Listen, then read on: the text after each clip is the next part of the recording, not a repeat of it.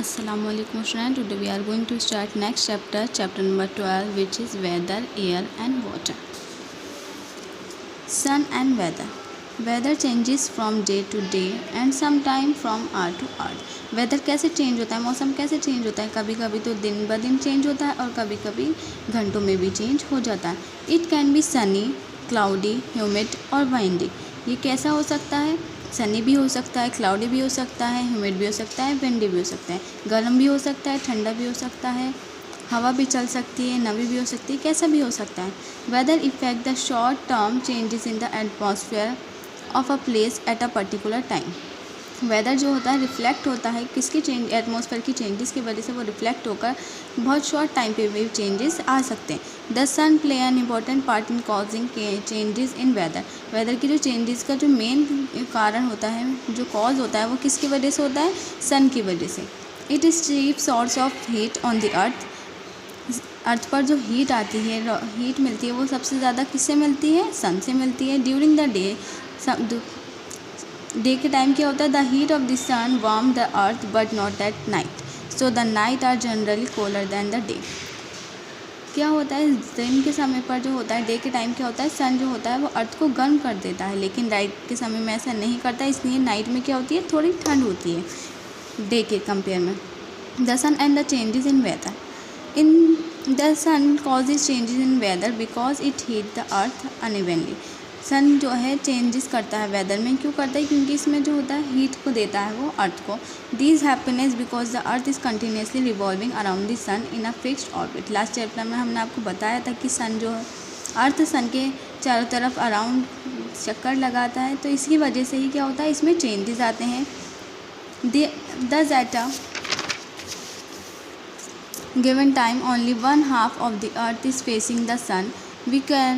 We also know that the earth is slightly tilted on its axis.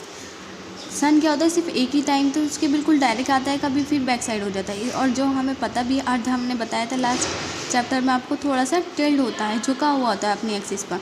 So a part of the earth is near the sun while the other part is slightly away from the sun. इसलिए क्या होता है? जो part सन के front में आता है, फिर जो अदर पार्ट होता है वो उसके बैक साइड में चला जाता है. The part which is near the sun receives more sunlight and therefore has longer and warmer day. इसलिए क्या होता है? जो सन के साइड में आता है, फेस मतलब फ्रंट साइड में, जब जिस साइड में सन होता है वहाँ पर क्या होता है? वहाँ के दिन भी लंबे होते हैं, वहाँ पर सनलाइट भी ज़्यादा पड़ती है. while the other part has shorter and cooler day and enjoy winter season at that time. इसलिए जो उसका बैक साइड होता है, पीछे की तरफ का जो होता है, जब वो पड़ता है तो क्या वहाँ क्या होती है? दिन भी छोटे और होते हैं और वहाँ पर क्या होती है? ठंड होती है.